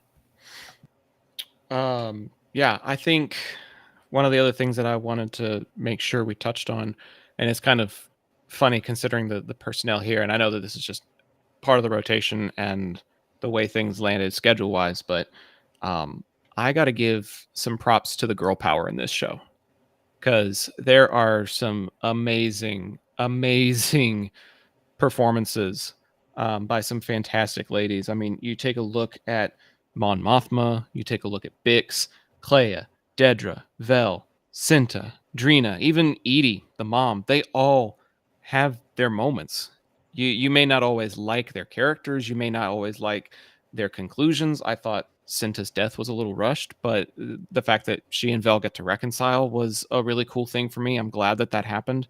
Mon Mothma's going through a lot. She goes from being an aristocrat to being one of the rebels, having breakfast on the rainy moon of Yavin. And so her character arc is amazingly portrayed, and there's just so much depth that goes into this, that it's not just Stellan Skarsgård that's carrying the show. It's not just Diego Luna. Like, there are some amazing female performances in this show, and I have not ventured into the part of social media that is trashing them yet. I'm sure Frank, there's not much of it. I was about to say, I'm sure it's out there, but it is very, very minute. compared to some of the sexist comments that Star Wars traditionally tends to get. And so to see that there's no news is good news in my estimation. Some amazing female performances in this show. When you bring that up, I mean, the focus, obviously I want to keep it on the females, but I forgot to mention it with Luthen. If you think about who survives this, obviously Cassian goes at the end, but Vel survives. Wilmot survives. Mon Mothma survives. I'm forgetting one. There's a fourth one. I'll come back to it, but and it's essentially all. Clea survives, and there's definitely another one out there too that I'm not remembering. But like they're all people that he essentially put in place, and they all survive, which is great. I mean, Cass obviously dies during Rogue One, but the female performance in this show, Dedra, you don't not have to like the character at all, but holy crap, did Denise Goff just go out there and knock it out of the park? Like every time she would appear on screen, I just get the ick, and not because I don't think she's an attractive woman or anything like that. Just her presence was like, yeah, she didn't make you feel great. And then even going back to season 1, Bix is the other one. Bix, obviously, losing contact too. So, go back to season 1 even, and you have Marva, Cass's mom, who, in my opinion, has the money scene in season 1. Yep. The best scene in season 1. Yep. And as much as Luthen's monologue is great, that scene during the finale of season 1 is just mind-blowing. And like, I think when you try to force any actor or actress into being something they're not, that's where you get in trouble. And I think Star Wars and other properties are guilty of this. But when you have good writing and you have good material and good direction, and they have something tangible to work with that's not somehow Palpatine returned, then you can get good performances.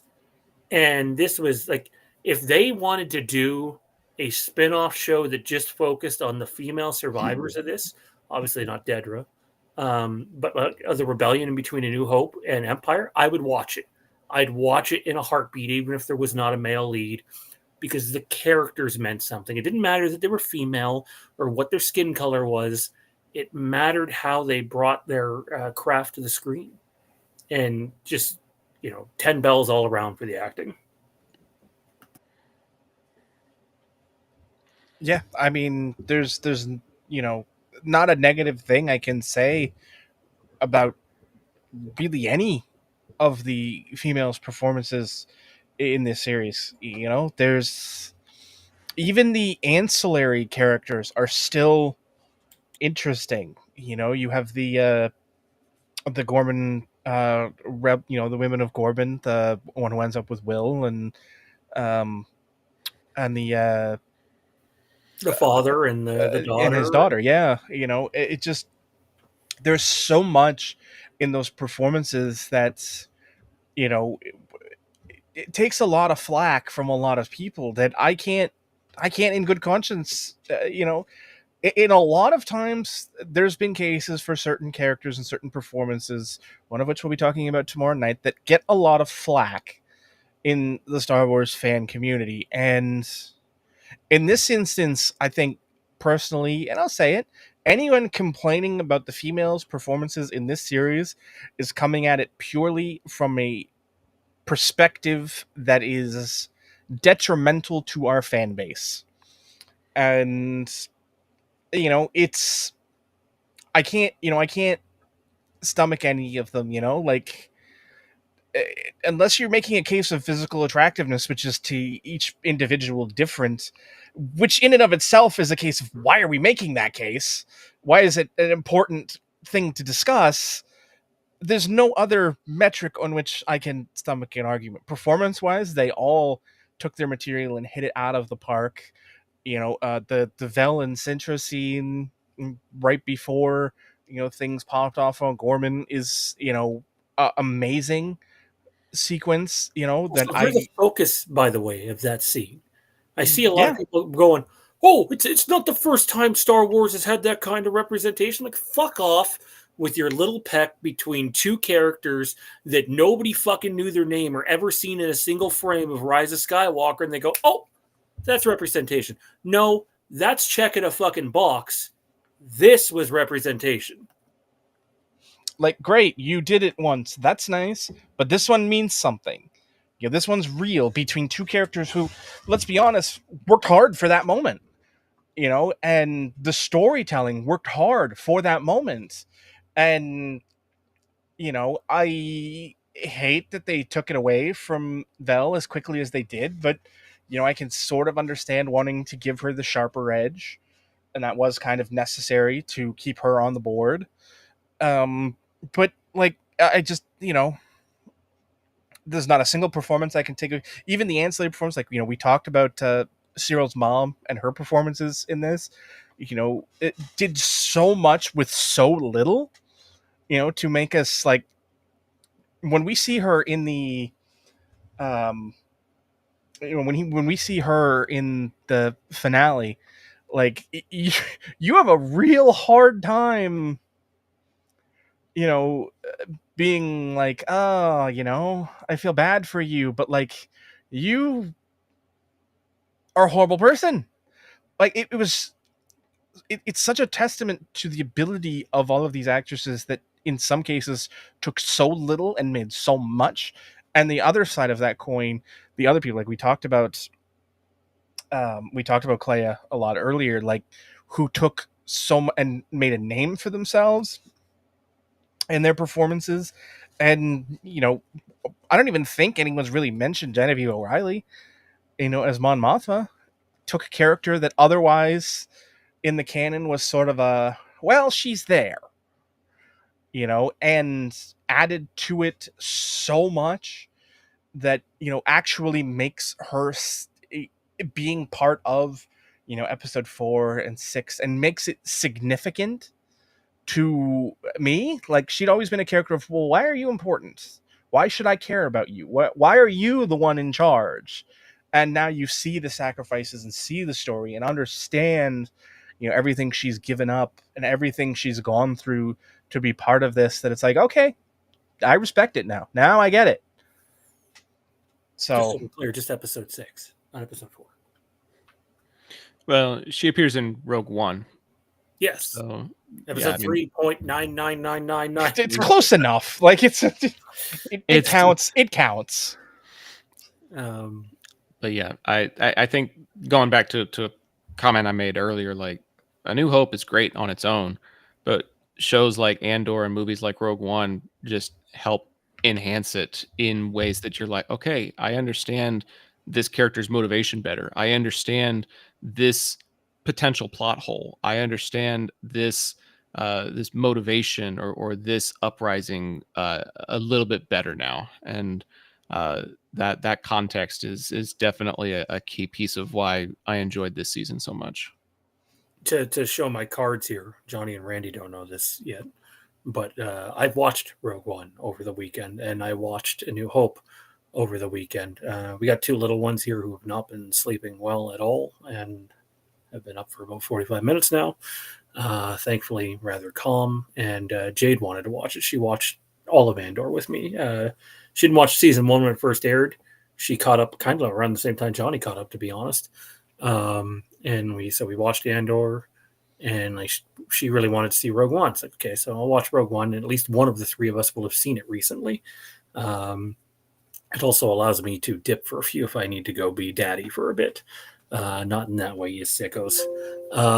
But anyways, Randy's like, oh, come on. But I've held my comments and will continue to hold my comments on what I feel Andor does for Rogue One, because I want Johnny and Randy to completely come up with their own conclusion tomorrow night. But I will say this in terms of A New Hope, which we'll watch the following week. It like Andor, Rogue One, and New Hope has definitely become almost this new trilogy of things. Like, you don't even have to have Empire and Jedi in there, kind of like Zach was saying off the beginning. Like, if you had just had Star Wars in 77, that could have been a place to end it, despite Vader flying off at the end.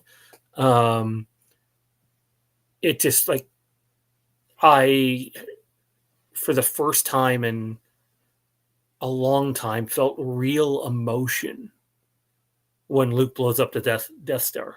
Like, and it wasn't like, oh yeah, you harnessed what Obi-Wan told you. It was more of, holy shit, the amount of people that died to be able to make that shot possible made That it. weren't Bothans. That weren't Bothans. Yes, the people that keep fucking this up is driving me nuts. Bothans, Return of the Jedi, not A New Hope. Yeah, it added something for sure to it. Yeah, I'm doing a audiobook binge at my job, and I've listened to the first 2 out of the 3 of the original Thrawn trilogy, and I can say with a lot of certainty that Borsk Phalia can go fuck himself. He's a piece of shit. Oh my god. And the amount that fucker pops up in all that material is just like, oh my god. Yeah, Just fucking throw him off a bridge already. not a fan of Bothan politicking that goes on in the New Republic in that part of the universe. Tommy, bring up our final topic for the night, man. Johnny, Randy, and I can continue our season 2 review next week. Yeah. So we'll be brief with it, and it'll connect to the previous topic, the ending. Some folks have found it to be something to dislike. Not necessarily anyone on this panel. I personally found it very bittersweet. You know, we see Bix. We understand why Bix had to get away. We know for the sake of the narrative why she couldn't be back. And then at the end, you see her with that baby who we're left to infer is Cassian's. And the fact that one of the last interactions Cassian has is to reconnect with Bix. Don't wait too long. That was Vel, I believe. Yeah. Damn. She knew. You're left to assume she knew. That hit hard. And it's bittersweet because this is what those people who are there are fighting for. So there can be a future. It's not his future, but it's for the future of everyone else. It's very, very powerful. What did you guys think of it?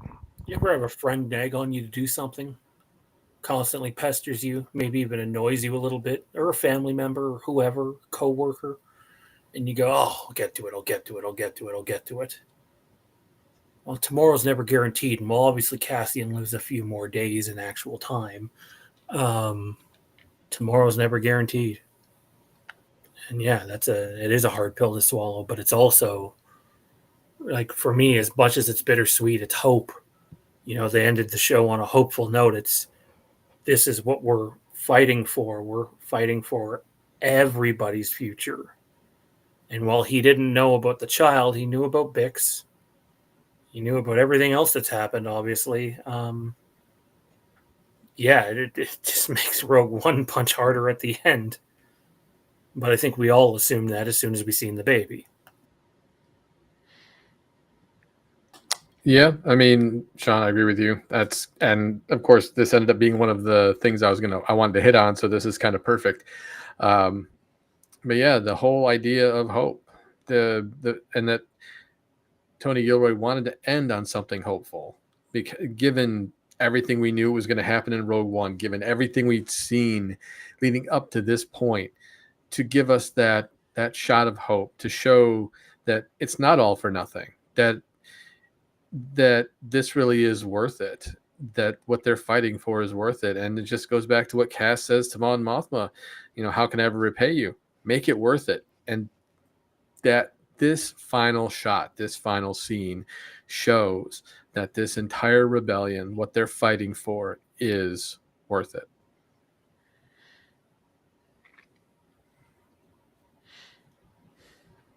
Yeah, I mean, I think we talked about it last week when we were doing the the actual review last Wednesday night, that I made the point of Vel knowing about the baby and trying to gently push Cassian to reunite so that he can learn about the child and and be part of his life. It was necessary, I think, for the moment, and I didn't think they were going to do it. I didn't think they were going to go down that road because I understand the hope and then ending on that, and a beacon of the future, and knowing there's still a little part of Cassie out there, but the other part of me doesn't like it because now all you hear is, "Oh, that's Poe." But I just shut up, okay? Not all babies. We're right back into the "Who is Rey" debacle, and I feel like I've been here before, and I don't like being here again. It's a Skywalker. That's what it is. I just, I don't. Is that what we're at? That baby's also a Skywalker now? I guess so. Why the fuck not? It's. I think there's a part of me that I understand the timing, and it wouldn't have been possible for her to, be shown, 7 or 8 months pregnant, and that be the moment, because obviously the time frame says that's impossible for it to be Cassian's baby, and that is obviously what we are to infer from that. And it's, unless I'm wrong, Tony confirmed that in one of his many interviews. He did. Yeah. So like And it's that it is. Oh, I was gonna say, whoa, what? Oh man, I missed the point. Okay. So like it's we don't need more from this child other than to know they exist. If they want to go down that road later and in books or something, they can, but I don't, we don't need to make this baby more than they are right out of the gate, which is what I hate about, people running with the, "Oh, it's Poe." It's not Poe. You're an idiot. You sound like an idiot every time you say that. I mean, if anything, it's definitely not Poe. It's Tai Lung. So like I just I'm happy we got the moment because it did, so it justified everything Cassian was doing from a sense, because it was, everything he did served a purpose that he didn't know. He didn't know the true purpose was changing the world for his son to grow up in, and that's obviously a huge thing because that child will be still very young at the fall of the Empire. So it definitely is significant as a moment, knowing that, and I think it was a great moment. I'm okay with the ending, all the way through. It played out the way it should have played out, and I hope that I have to assume Vel is probably the one who ends up delivering the news to Bix that Cassian was on Scarif and he's gone, and all of that. And I'd like to see that play out. How, I don't know. When, where, I don't know. But it's something I would like to have some degree of confirmation of personally. But yeah. Well, we've got Tales of the Jedi and Tales of the Sith and Tales of the Underworld.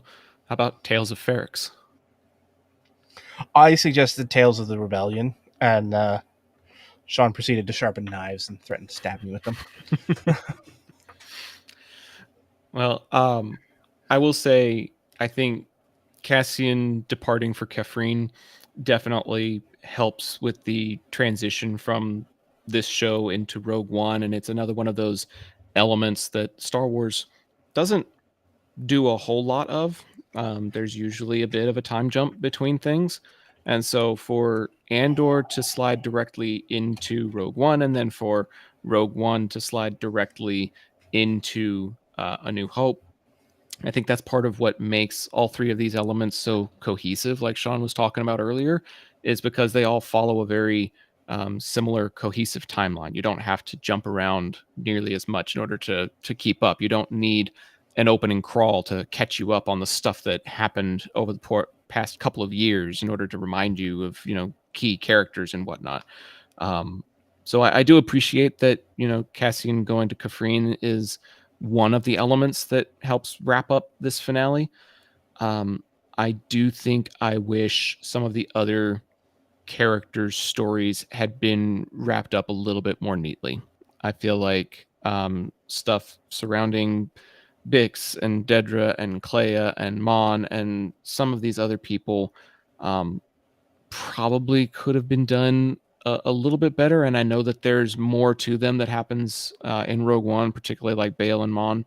But I guess for some of those other characters that we don't see in Rogue One, I guess I feel like the plane could have landed a little bit better. And so I do appreciate that Cassian went to Kafrene to round it all out, but some of the other storylines and some of the other elements did feel a little open-ended to me. And so I'm not saying it's a huge complaint or it's a huge knock, but I mean, IMDb has this episode listed as like a 9.6 out of 10. And in my opinion, it's not. Oof. That's a rabbit hole we're not going to go down right now because it's time to wrap up this show. So we'll leave you on that hot take from Zach until another time. And I won't be back next week to back it up. Haha. There you go. That's called a cliffhanger in the business, folks. But yeah, we look forward to having you guys again to talk more about this, or just in general other things in the future. I'm sure this is. I'm fairly confident saying it's not the last time we'll see you guys around here. So look forward to and excited for that. But before we send you guys on your way, Zach, tell people where they can find you. So like I mentioned at the top of the show, I officially have my business license, and so I'm going to be doing more sports stuff in the area, which I'm pretty excited about. Currently doing some broadcasting for some minor league soccer that's happening around here, and then whenever I can get on the same schedule with Ben, the IPC podcast will resume at some point. Andor will be one of the discussions. Jurassic World Chaos Theory will be one of the discussions. We'll probably get around in time for a Rebirth discussion when it comes out this summer. So a lot of sports, a lot of dinosaurs. That'll probably be the two highlights for what you'll see from me. But you just follow that little username at Zach the Voice on all the socials, and you'll find out all the what's and where's and all that good stuff. But thanks for having me on. This was the first time I've gotten to really deep dive into Andor with other people besides my wife. So it was a lot of fun, and I appreciate the invite. Well, we certainly enjoyed having you here. As always, it's always fun. Every time we can get you on here, it's always fun. Tommy, what about you? What about me? Well, do you have something you want to plug, Tommy? That's what this opportunity is. No, don't look for me. Don't look for Tommy. Okay. Don't look. No. Don't even look at me. Don't. I don't want to. No, I'm not really. I don't really have my hands in many projects these days. I'm still around social media, of course. Just schedules aren't always lining up as much as we'd like. Well, there you go. Tommy is our own Yoda. He just comes and go when he pleases. He's a ghost. He wasn't really on. He doesn't exist. This is an AI. It has been a pleasure talking to you guys over the course of the last 2 hours. And, like we said, we'll have more in the future on this topic, on other topics that you guys will come and go as you please. So it has been a pleasure. I've enjoyed having you guys here as always. Randy, tell the people where they can find you. Well, over on X, you can find me at Giggity Giles. Obviously, with the rebrand coming up, I will definitely start posting more there. Obviously, every week you find me here. And since we are doing the rebrand and we're going to try to do some new stuff here, I am going to try to see if I can't start popping up on YouTube a little bit more as well. So once I have more details on that, I will let everybody know. All right. Well, we certainly look forward to all of that. And for me, you can find me here, of course, every Tuesday night. In just a few weeks, you will find me hosting the show every Tuesday night once we rebrand the channel. The Mask of Fear coming to you early June. Right now, we're looking the first week. So as long as we meet all of our goals, that's it. That's the plan. June 2nd?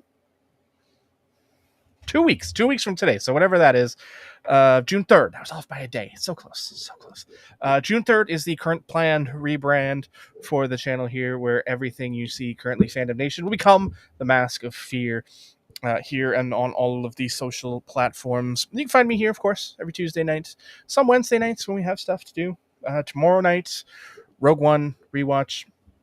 But you can find me here on this channel, currently FandomNation, and in a few weeks, the Mask of Fear. I am Johnny V. For Sean, for Randy, for Zach and Tommy joining us tonight. We hope you guys had fun. We hope you guys enjoyed it. If you did, give us a thumbs up, give us a like, give us a subscribe, leave a comment down below. Tell us what you enjoyed most about Andor Season 2 and what you hope to see from the characters in the future. If you even care to see them in the future, whatever you guys think, whatever you guys want to say, hit us in the comments down below. And we'll see you next week. I'm in the Force.